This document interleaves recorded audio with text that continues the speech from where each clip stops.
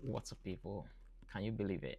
There is a blistering uproar right now that there is going to be a protest that will be staged by the Nigerian youth. In fact, this is going to be more intense than that of the NSAS. The NSAS protest was crazy. It was, I don't know, it was massive. But trust me, this is looking like it's well planned, it's well calculated. It is really going to be tough, and I just hope that there is a proper plan in place to make sure proper results are achieved. Now, a lot of people have tried to compare this protest to that of the Kenyan protest, which was really crazy as well. It was crazy to the point that the president was his name, William Ruto, had to sack the entirety of his cabinet except his vice president. So I mean, but I don't know how possible it is for any Nigerian government to actually do anything of such, because we have Nigerian politicians really have stony hearts. When I say stony heart, it's really crazy. So now the protest is going to be from the 1st of August till 10th of August. So that'll be 10 days protest. Nigerians are prepared to sacrifice 10 days of their working days, to go to the streets to protest against hardship, bad governance, and so many other things. People are hungry, people are angry, people are terribly upset, and they want to do things. They want to make sure that things are done differently. Now, it's easy to say that this is not possible.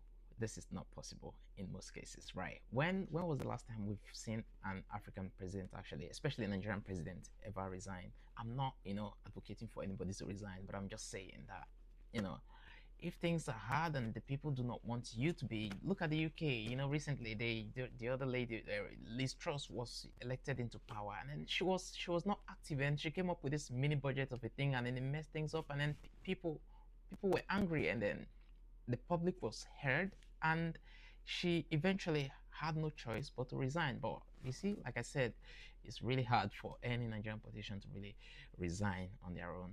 It's really hard, but we're yet to see some.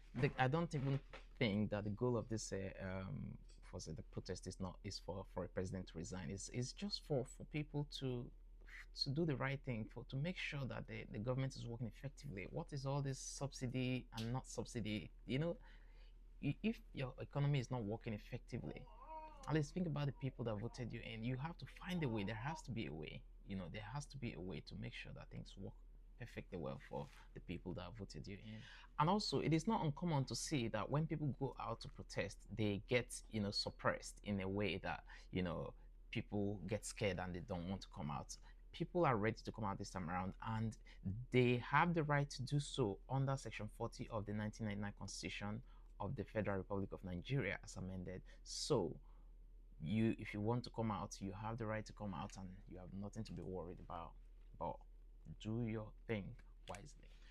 The essence of living life is to hope and to know that you have something you are looking forward to. You know, in most cases right now, like in this case, we have seen that a lot of people are struggling, and it's as if nothing is really working for people, and yeah, terribly upset. And what do you expect? So hence the idea of this protest.